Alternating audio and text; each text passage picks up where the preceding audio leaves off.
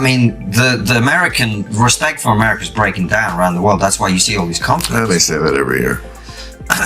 Well, we see more conflicts every year. Are you kidding? We're kicking ass. We came back better from the pandemic economically than any other big boy country. Well, whenever I hear something like the disastrous withdrawal from Afghanistan, it's just like, oh, right-wing talking point. Not that it's not true.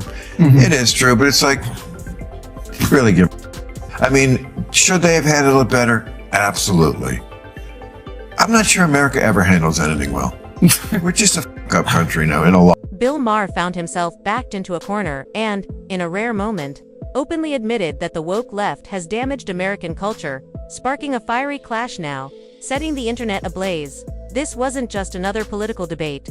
It was a cultural reckoning. Maher's trademark sarcasm gave way to something unusual vulnerability as he confronted the fallout of political correctness and identity politics. Once a defender of the movement, he let the mask slip, revealing a raw acknowledgement of the very ideology he helped empower. No dodging, no deflecting, just blunt truth about free speech suppression, moral hysteria, and the stranglehold of woke ideology. This was Bill Maher Unplugged, facing down the ghosts he helped unleash. Trumpers? No. No. However, I will ask you this because it's interesting to me. I did not like him. His personality is obnoxious.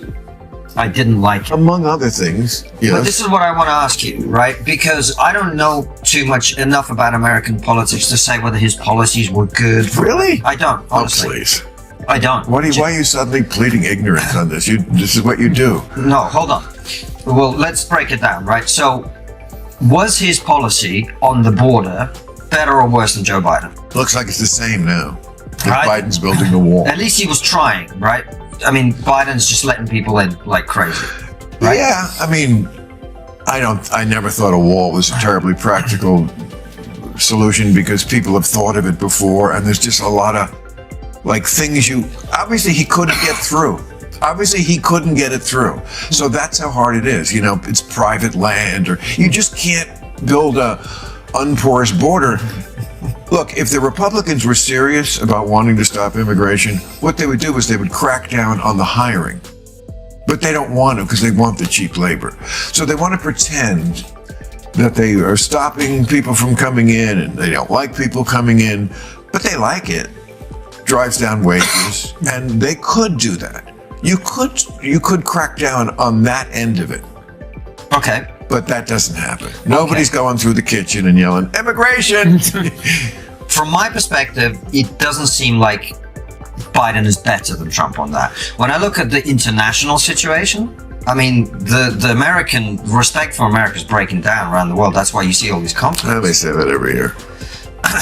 Well, we see more conflicts every year. Are you kidding? We're fucking kicking ass. We came back better from the pandemic economically than any other big boy country.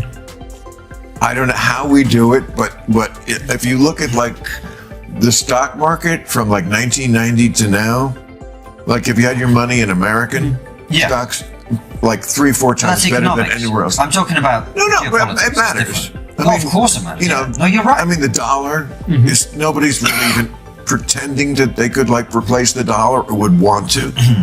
I mean, with our kind of debt, at some point, is some of this going to come crashing down? It absolutely could. But I don't know. We just keep on ticking. Bill Maher accidentally delivers the biggest white pill of them all. America is simply too strong to collapse, even under the worst leadership. In trying to defend, he ends up proving the opposite, that the nation's founding framework can endure incompetence, corruption, and global chaos. He stumbles through half-baked excuses, attempting to paint us superior, but the words ring hollow.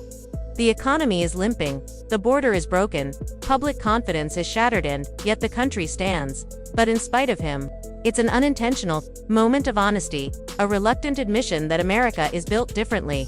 Even Bill seems rattled as he realizes what he's just admitted without meaning to. America's a great country, but what I'm trying to get at with it is a great country. No, but I'm not Mr. Rah-Rah. I'm just saying these are the facts. The biggest, like 5 biggest tech companies in the world, I think, are all American. Now China has, some things that we don't, but our military is still like there's nobody even close. I couldn't agree with you more. I'm just saying. So I'm Team America. No, this is not about bragging about America. This is just factually like where we are. Let's not have the wrong idea in our head about where our exact place in the world is.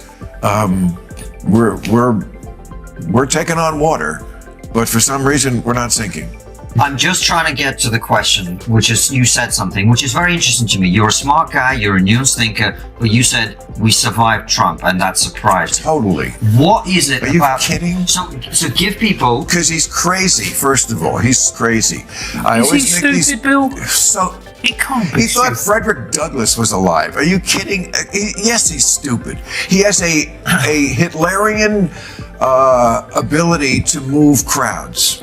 Okay. Often with the same sort of thoughts about you're cheated and the soil and all this shit. Obviously, he never went where Hitler went. I'm not comparing him with Hitler in that way. Yes, you are. But just as a insane, but that also made him genius politician who can move people and just owns fucking people, just like owns them.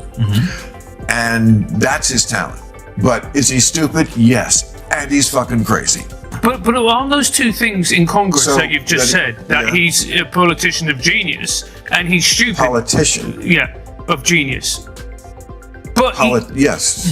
But that's the only genius he is. It's almost comical how Bill Maher still clings to the Russia collusion fantasy long after it's been demolished by the facts. He recycles the worn-out claim that campaign handed data to Russia, ignoring the mountain of evidence proving otherwise. The truth is, the man at the center of that story turned out to be a CIA asset, not a Russian spy. The FBI knew it, the media knew it, and by now, Bill Maher absolutely knows it too.